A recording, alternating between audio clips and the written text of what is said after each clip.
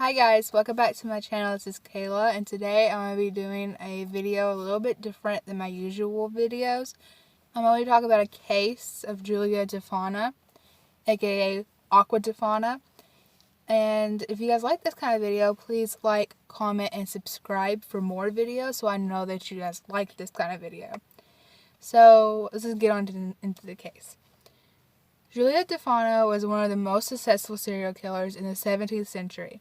In 1633, she turned her makeup business into a poison murdering factory. Aqua Tofana was thought to be laced with arsenic, lead, and belladonna. Belladonna was from a berry called the Madelon berry, and it was used in eye drops to make the woman's pupils dilate, and it would make their eyes just be enhanced and look what they thought was beautiful. But nowadays it's not beautiful. They're actually putting poison into their eyes. At this time in 1633, women were still being forced into arranged marriages without any consent whatsoever.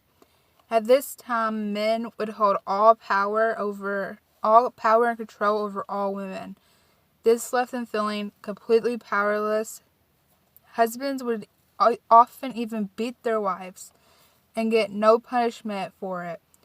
Women were supposed to just take it. Divorce wasn't even an option yet. At this time, you wouldn't even think about leaving your husbands.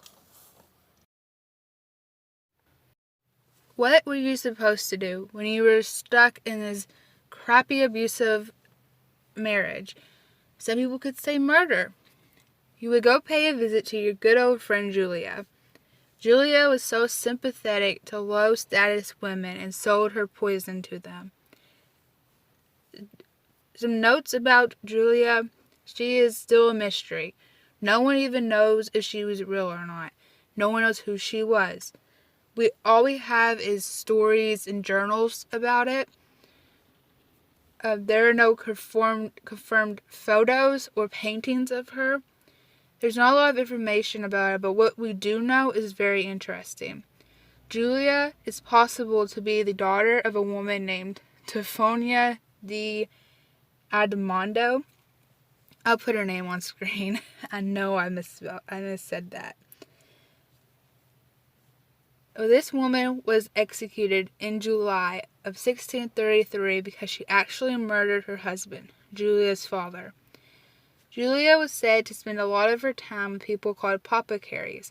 Apothecaries are people that made and sold medicines and or drugs. Some people say apothecaries showed her how to make Aqua Tofana. Others say she taught herself, and others say her mother taught her. Aqua Tofana was an easy, discreet way out. It was almost impossible to detect. Aqua Tofana was a clear, tasteless, and odorless liquid. Women was supposed to put 4 to 6 drops in a man's dinner or wine, and that was enough to take anybody out. Julia would disguise Aqua Tofana as makeup products or healing ointments. No one would have suspected these things to hold any kind of poison. The first disguise was a powder that the woman would just lay out on the table with all of her other products, and it would just blend right in. The second disguise was sold in small vials that claimed to be Mona of St. Nicholas of Bari. This is a special kind of healing ointment. In journals that were found to be written around this time, the poison was slow acting. The symptoms came off close to what the flu was like, such as throwing up, dehydration, diarrhea, and burning in the stomach. The first dose would cause a cold-like symptoms, like I mentioned before: throwing up, dehydration, diarrhea. By the third, they would be getting worse and worse. By the fourth, the husbands would be dead. Julia didn't just sell this to women, she also sold it to men, but women were most common to buy it.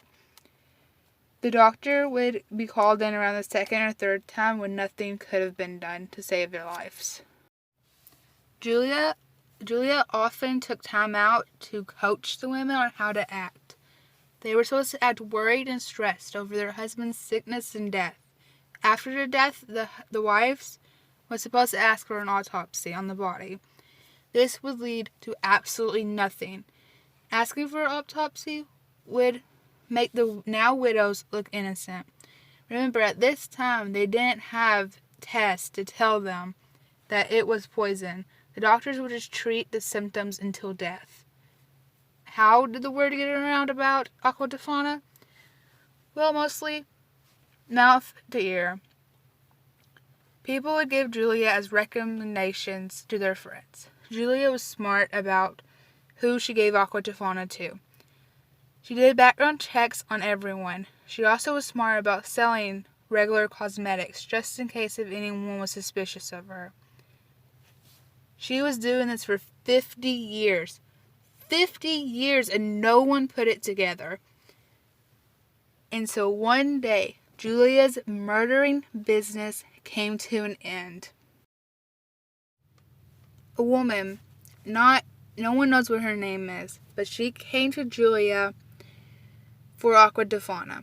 Julia did her background check, but it wasn't good enough. This woman bought the Aqua Tofana and prepares a dinner for her husband, a bowl of soup. She puts 2 drops of Aqua Tofana in and gives it a little stir. Her husband takes a couple slurps, but the wife gets a guilty conscience and tells him to stop, which just makes the husband so angry that he beats her and demands for her to tell him what's in the soup. She confesses. Like, what else was she supposed to do? The authorities tortured this poor lady to get any information out of her. She confessed to everything. Word got out and got around to Julia. She knew that if she got caught, she was going to die. Out of fear, she went to the church and they let her in. She had nowhere else to go that was safe. Somehow a rumor got started that Julia poisoned the water supply in Rome, which was not true.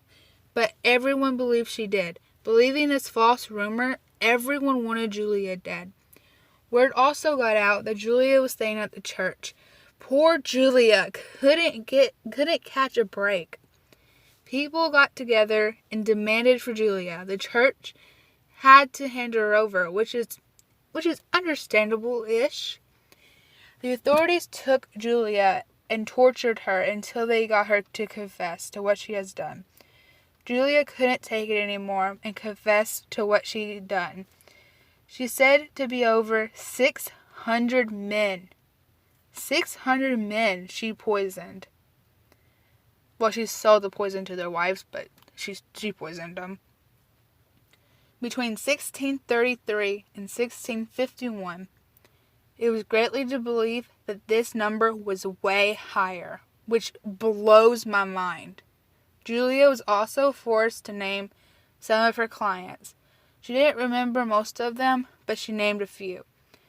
July of 1659, Julia was executed along with her daughter, 3 employees, and some of her clients. They were killed at a place called the Field of Flowers. The other ones of her clients was bricked up into the dungeon of the Holy Office. So do you think Julia is innocent or guilty of killing people? She killed people, but also she was doing it out of the kindness of her heart. So just leave your comments down below. Please, no arguing in my comment section if anyone comments. Opinions are opinions. I don't want to see people arguing. Well, thanks for watching this video. Hope you guys had a great time. Please subscribe.